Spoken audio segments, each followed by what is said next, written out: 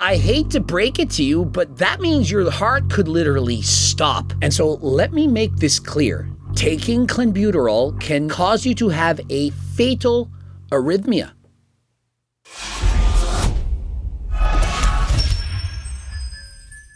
Coach Greg, and in today's video, I'm going over Rose Fit. Her actual name is Kim Miller. She has 180,000 followers on Instagram, and she's training for her IFBB Pro card in women's wellness. And she recently posted a video, My Steroid Cycle Exposed. She explains in detail exactly what she's taking in detail in order to tell you this is what it takes to be a women's wellness competitor. Yeah, I just wanted to have a very real and honest conversation with you guys. Automatically, if you listen to her, you notice the changes in her vocal cords. You can hear she sounds a little bit different.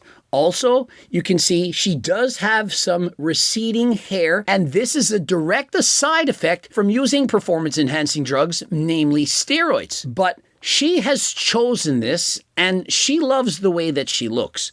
It's not for everyone. Not everyone likes a woman with this much muscle, but this is what it takes to be an IFBB Pro. I'm sure some people are going to think that this is a lot. I'm sure some people are going to think that I'm lying and that I'm not giving you guys the full picture. Full disclosure, I know this woman personally. I've met her several times, hung out with her.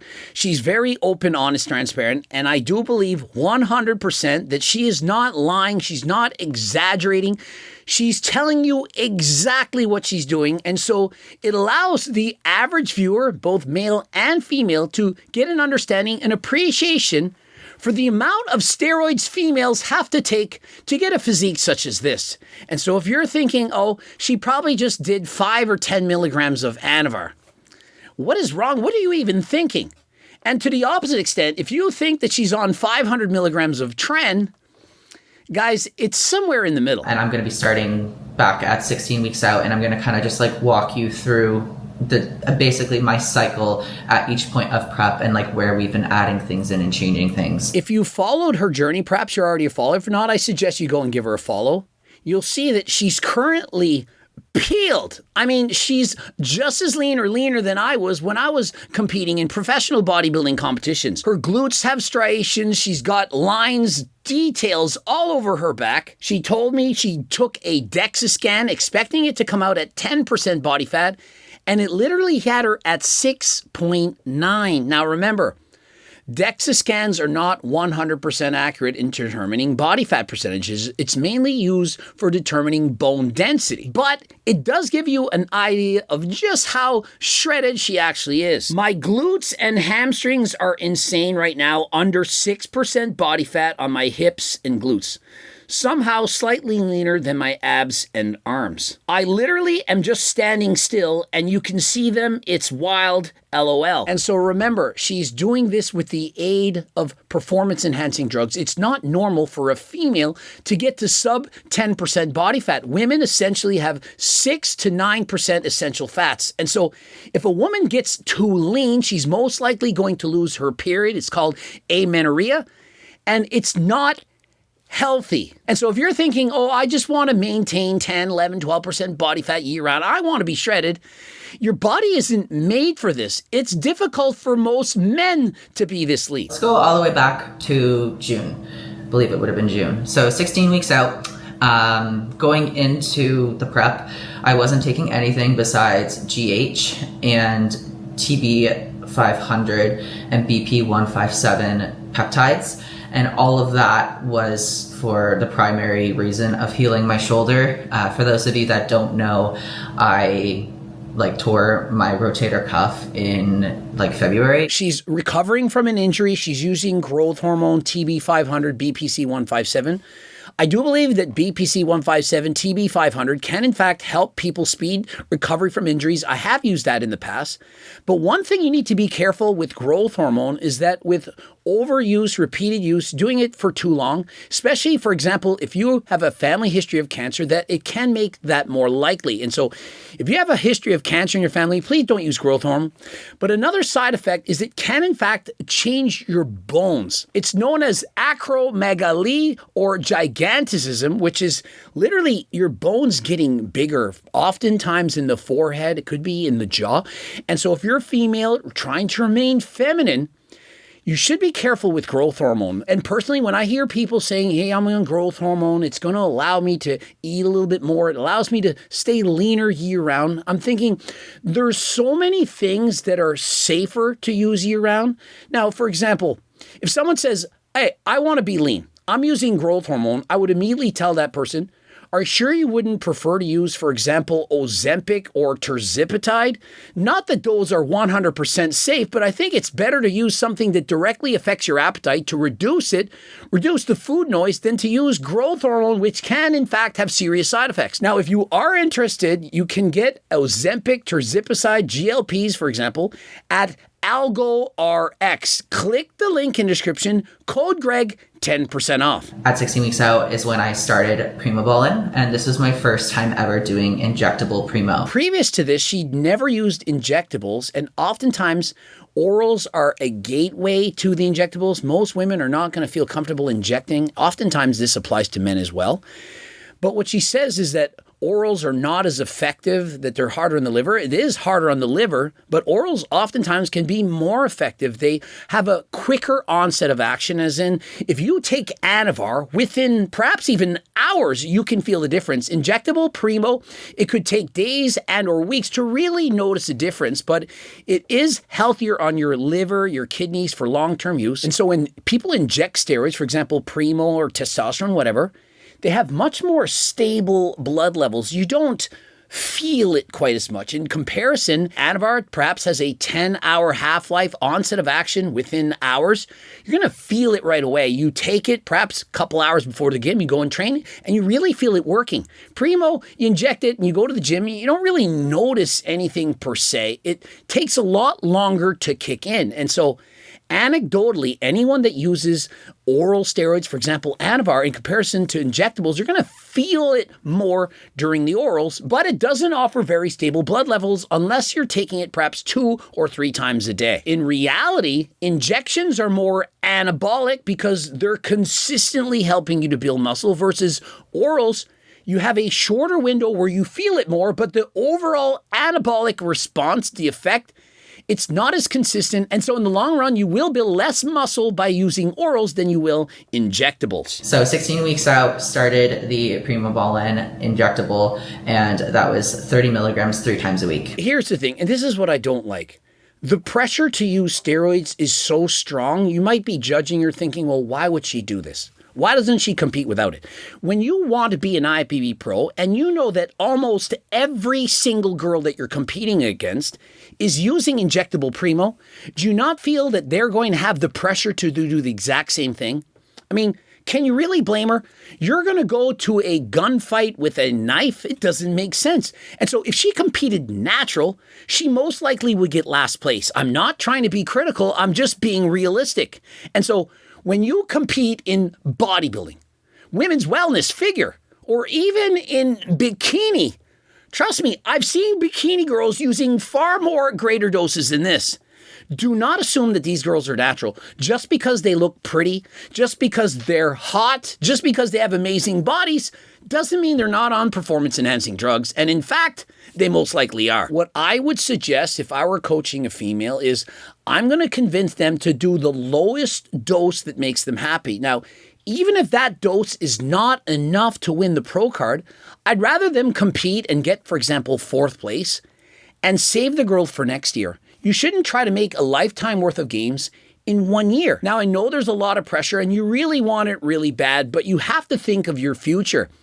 Rather than abusing steroids at high doses for 1 year, why not use the lowest dose possible and spread out those gains for 5 years? And what I personally did was I stayed natural till I was in my 30s. I know most of you don't believe it. You think I'm a liar, snake oil salesman, everything. But I'm telling you, I was natty. I did 42 competitions, 100% natural. And so I got to my natural genetic limit. Remember, she's only perhaps 27 years of age. She wasn't at her natty genetic limit, but she wanted those gains now. And so if you wait until you're 30, get to your peak, and use very low doses. You can stretch out those gains for longer, keep your health, avoid the side effects, and be much happier for the long term. And that was it. That's all I was taking at 16 weeks out to 12 weeks out. So the Primo and then one IU of GH. And so she started her cycle, 30 milligrams of injectable Primo 3 times per week. Now, to me, that does in fact make sense. She's spreading out her doses so that she doesn't get a very high trough. She doesn't get very high blood levels very quickly, and she's spreading it out to be consistent. Now, is 90 milligrams of Primo safe? No. It's not safe at all. It's a very high dose. Remember, Primo in a female is way stronger than Primo in a male. And so on average, I like to add a 0, roughly multiply by 12. And so a female on 30 milligrams of Primo 3 times a week, that's 90. If it was a man doing it, it would probably take 900 milligrams or even a little bit more to offer the same amount of muscle growth stimulus. And so you might be thinking 90 milligrams is not all that much. For a man to receive the same benefit, it's 10 times more. And so if I said, hey, I'm doing my first cycle, I'm on 900 milligrams of Primo, would you not think that that's a lot? At 12 weeks out, we upped the Primo to 40 milligrams 3 times a week. So, same frequency, just added a little bit more to the dosage, I guess. And so we're now 12 weeks out. Primo dose is going up to 40 times 3. That's 120 milligrams a week. Very high doses. Very unlikely that you could do a 16-week cycle at these doses without getting permanent changes. For example, your voice getting deeper, perhaps losing some hair. Acne, I don't think is that big a deal. Or perhaps you could get clitoral enlargement, as well as you could potentially get hair growth, facial hair growth. And so you do need to be careful. And my suggestion, as soon as you notice these changes, you need to stop right away. If you stop right away, there's a chance you can undo the irreversible changes. And then we also added in Clen, T3, and T4. So these are all not steroids. These more or less affect like your estrogen and your hormones and are like fat burning and metabolizing compounds. Clen, 25 micrograms. Starting at 12 weeks out. First of all, 25 is way too high to start. If you're going to start Clen, start at 10. You can get headaches. It's not good for you. And the problems with Clen is it can cause permanent damage to your heart. And so rather than taking clenbuterol, I would suggest adding in tesofensine. It's a dopamine reuptake inhibitor. It's not a cardiac stimulant like clenbuterol, and it's going to give you some extra energy while reducing your appetite. This will increase your resting metabolic rate, which means you burn more calories and much safer than Clen. My personal opinion on Clen is use it at most in the final weeks before a competition. I personally would rather see someone add in, for example, Ozempic or tirzepatide, and that will reduce your appetite, reduce your food noise, and allow you to stick to your diet. Tesofensine, probably the better choice, but perhaps you can't get it, you don't have it. I do believe that in an off season, that is an important time to maintain a lean and healthy body. And Kim, actually in her off season, was perhaps in the low 22% body fat. She's actually quite lean. And so I don't see the reason of adding in Clen this far out. The benefits versus the side effects, I don't think they're worth it. Use the lowest dose that makes you happy. At 12 weeks out or 16, you shouldn't be that hungry. It should be fairly easy to stick to your diet, to your cardio routine. And if it isn't, you were simply too heavy in your off season. You need to save these things for when you need them most. I think these are all... that is a very low amount of Clen. I'll get into it later, but we definitely go up from there. But I think for T3 and T4, that's a pretty standard and like low amount. And so she says this is a low amount, T4 and T3. Someone with Hashimoto's would literally be taking less. And so by low amount, she should have said it's a high amount, and it's simply not needed. We're 12 weeks out.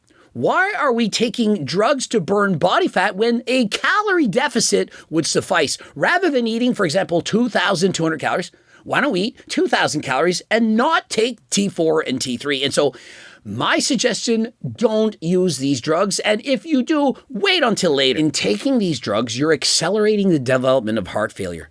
It's certainly not worth it when quite literally 15 minutes of extra cardio or a couple hundred less calories in your diet would do the exact same thing. And another major problem, major concern, is she could become hypothyroid upon cessation of these drugs following the competition. The T4, very long half-life, perhaps up to a week. It's going to suppress her natural body's production of these hormones. And so by taking this, you're essentially making it very, very difficult to get off of these drugs when the show is over. And so you're taking these drugs with the potential danger of causing permanent side effects in the future. If you must take these drugs, simply only use the T3. Don't take the T4. The T3 has a much shorter half-life.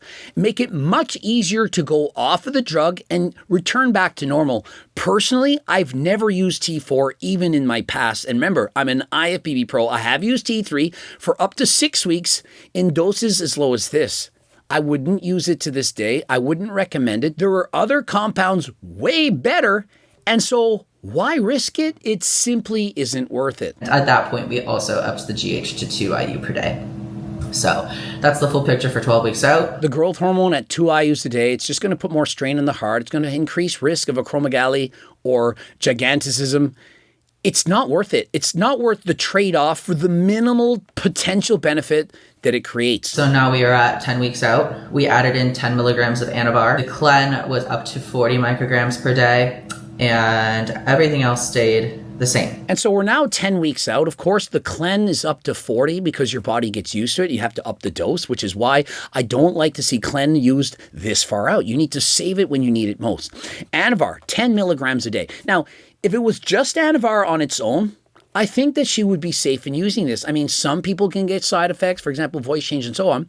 But 10 milligrams, it's for most bikini competitors, a dose that they can sustain. But to use it for this long, in addition to 120 milligrams of Primo, you're adding to the androgens, which is going to make side effects that much more dangerous. Why are we adding in anavar when if you wanted better gains, more improvements, you could just simply increase the dose of Primo? It's still 10 weeks out. Anavar for 10 weeks is going to put some strain on your liver. And so would it not make more sense to continue to do what you're doing? If you needed more muscle mass, why didn't we just start at 40 milligrams 3 times a week? Why didn't we start at 50? 150 milligrams of Primo, we're starting bang on from day one. I don't see the point of adding in the orals at that high of a dose for this long when you're already using injectables, which for the long term are going to put on more muscle. One problem with taking orals for 10 weeks when you're particularly this lean is it increases the risk of a cholestatic liver injury. And that is when the bile ducts become damaged. It's slowing the removal of bile. And this can create more problems. And so if anything, we should be removing orals as you're getting more shredded and sticking to the injectables. When you get shredded, your body slows down the production and the flow of bile.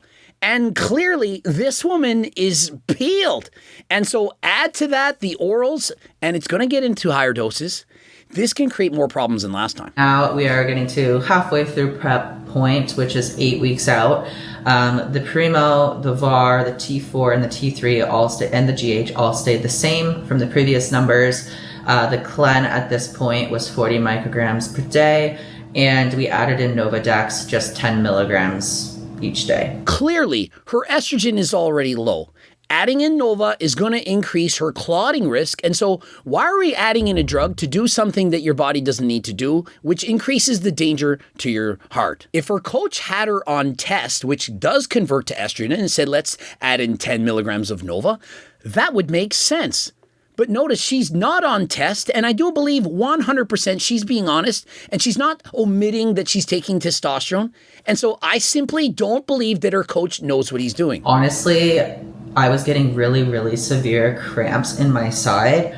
I couldn't really bend over. If I got down on my knees on the floor to clean something, I would severely cramp. And so what she's describing is textbook signs of hypokalemia, which is very low potassium levels. And I hate to break it to you, but that means your heart could literally stop. And so let me make this clear. Taking clenbuterol can shift your potassium and cause you to have a fatal arrhythmia. And so let's not take clen ever, full stop. I was still on my feet, getting dehydrated, not having salt intake, and it was really me. And so she described she wasn't taking in enough sodium, but in reality, it's not enough potassium. And so that Logan Paul's Prime drink that has way too much potassium and not enough sodium for rehydration, that would have actually been of benefit to her because what she needed was potassium, not the sodium. This is why tesofensine, a greatly superior choice over using Clen. Now remember, if you're interested in having a coach, may as well plug myself, click the link in description and apply right now. And so imagine if Kim had Coach Greg telling her what to do. She wouldn't have had any of these difficulties. I can make your life better than last time. AlgoRx sells 5-amino-1-MQ. This is going to supercharge your NAD levels.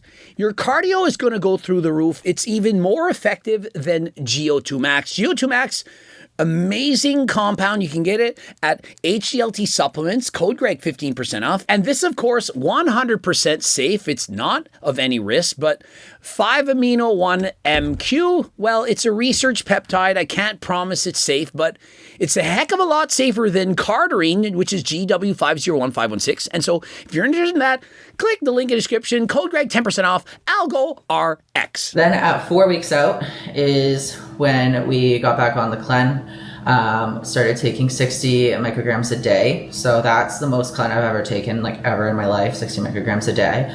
Everything else stayed the same except the anavar and the nova both got brought up to 20 milligrams per day instead of 10. And so we're now 4 weeks out, and guess what? The anavar gets doubled, going from 10 to 20. That is a huge increase in risk. Of course, you're going to feel it more. You're going to have much more strength in the gym, greater pumps.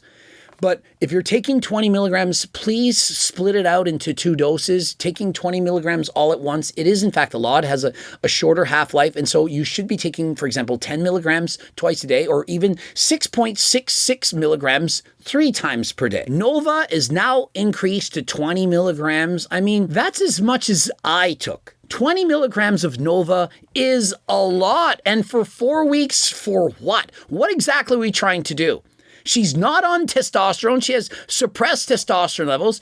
At this point, show me the blood work. I'd be thinking, what exactly is going on inside your body? That's where we're at now. We're actually pulling back a little bit on, it looks like, Clen. And so thank God she's pulling back on the Clen, going from 60 milligrams down to 30. Hopefully she doesn't experience an arrhythmia. She doesn't have any problems. She can make it to the competition and win her IPB Pro card. And GH as well. And so she's taking out the GH because it can in fact cause water retention. She's trying to be completely bone dry, shredded, peeled. And so if you're thinking, wellness, it's for girls who want to look well. Wellness isn't well. Wellness is for women with a ton of muscle who are shredded. Personally, I think that the category of wellness has gone too far. And so if you look at the top wellness competitors in the world, Kim would be tiny. She's not even big enough. And look at the drugs that she's doing. She's on high doses and it's still not enough muscle for her to compete. She's weighing about 149 pounds, about 5'7" tall. And so that is a ton of muscle, sub 10% body fat, but yet it still isn't enough. So at this point, at 6 days out, my exact cycle is looking like 40 milligrams of Primo 3 times a week, 20 milligrams of Anavar a day, 60 micrograms of Clen a day, 100 micrograms of T4 a day, 25 micrograms of T3 a day, and 20 milligrams of Nova a day. If you're abusing these drugs in higher doses, Clen at this dose for this long, T3, T4, all these things, while having lower levels of estrogen and drying out, you can experience heart failure without even realizing it, which is going to cause you to retain more water than last time. And so please be careful. Bodybuilding, a very dangerous sport. It's not worth it to get your pro card. Think of your long-term health and is it actually worth it? Are people in the comments going to be like, oh my God, why aren't you telling people you're on test or trend? Like, yeah, probably. I have never, ever touched those things in my life, and I never will. What may in fact be shocking to you is that lower doses of test and trend would literally be safer than what she's doing. If all she did was test and trend in lower doses, I'm not talking about 100 and plus milligrams of trend, it would be safer. The Nova, the Clen, the T4, the T3, these are dangerous for extended extended period of time. You've seen her discuss the cramps on her side. She had to stop taking Clen. What if she had kept going? Hypokalemia. What if she'd passed away? I would hate to think that I would be making a video on my friend who literally died from abusing performance-enhancing drugs. And so warning, if you're on Clen, please avoid using Lasix or hydrochlorothiazide, as those can decrease your potassium to even lower levels, and it could result in arrhythmia. Instead of using these compounds to dry out, try, for example, aldactone, or in 2025, perhaps the safest of all, and also the most expensive, is tolvaptan. It's the safest, the most expensive, but remember, this is your health that we're talking about, and so we don't want anyone to literally pass away during peak week or on stage at the Olympia. This does not affect your electrolytes in this way. It's not going to reduce your sodium, your potassium. It allows you to pee out more water while maintaining that delicate electrolyte balance, and so that is what I'd recommend. I definitely have like a very, I don't want to say that, I think I look feminine still,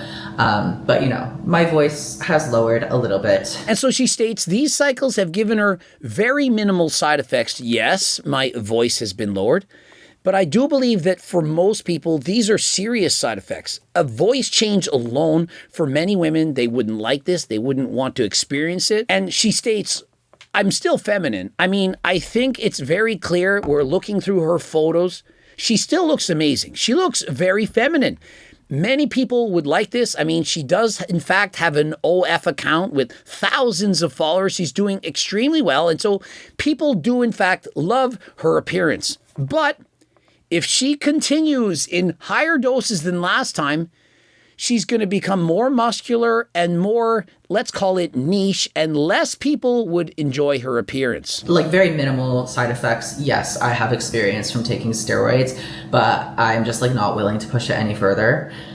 This is like kind of my limit with like what I'm willing to take. And so she states, look, this is my limit. This is where I draw the line. If she wanted to do well as an IFBB pro, she would in fact have to up the doses, probably double, perhaps triple. And at that point, I'm certain she would have to start shaving. She would perhaps be losing her hair. These are not things she wants to experience. She says in the next 3 to 5 years, perhaps she wants to have children. Hopefully it hasn't affected her to that level right now as of yet. And so is it actually worth it? I mean, you have to consider this. It's perhaps very important to you while you're taking the steroids. It alters your mind. But 10, 20 years from now, are you going to look back and think, you know what? I'm really glad I got that pro card. Or will you think, I didn't need a pro card. Why not just look your best, be healthy, lower the doses, and compete and train into your 30s and 40s? And at the end of the day, I know when I read all of this out loud, it sounds like a lot. Well, that's because it is. I mean, I'm just being honest. This is a lot. It's way more than I would let any competitor ever use unless they know, look, I am willing to accept the side effects, the risks. And even still, it's not just the anabolics, the anavar and the primo. It's the Nolva, the Clen, the T4. These are equally, if not more dangerous. I don't know many women who perhaps have passed away from using primo and or anavar, but people experimenting with T4, T3, and Clen in high doses, very, very dangerous. I feel like every other time I open my Instagram app, I'm seeing that there's been like another pro that's passed away. The thing is, when it's happening to you, it's hard for you to judge this. You see other people who are passing away, doing certain things and are no longer with us. What if that were you? I'm sorry, it could in fact be you. Not everyone can get away with this. Her doses are extreme. She does, of course, know many other females who are using higher doses. Just because your doses are lower than someone else doesn't make it safe. So I'm happy with where I'm at now. I'm very happy with where my physique is, and I'm comfortable with the amount of steroids I'm taking. Is it going to be enough to go pro? I think I look great, and we're just honestly going to have to see who shows up. but like, you never fucking know. At this point, I feel like I have pushed my body size-wise and gear-wise to the furthest extent that I'm comfortable with. This is her career. She makes a very good living by looking this way, by having more muscles and less body fat. Many more people are going to come and explore her channel to see exactly how she looks, what she's doing. For her, the financial incentive is huge. Imagine if you could make perhaps $1 million by taking such steroids. Would you not be tempted? That, coupled with the desire to go pro, to achieve a lifelong dream, very difficult to say no. This is her limit. Whether she goes pro, whether she doesn't, she's hard stop. I'm not doing higher doses than this. After the competition, get off all the drugs, do the healthy things, and get your blood work done to ensure that you're still healthy. Remember, you can get your blood work taken at AlgoRx. Use code Greg, 10% off. Now, if you're not interested in using Primo and Anavar, you do have natural alternatives, for example, Turk Builder Max, and obviously you're not going to get as much muscle as using Primo or Anavar, but it is still going to benefit you, and you can do it for years. This is safe.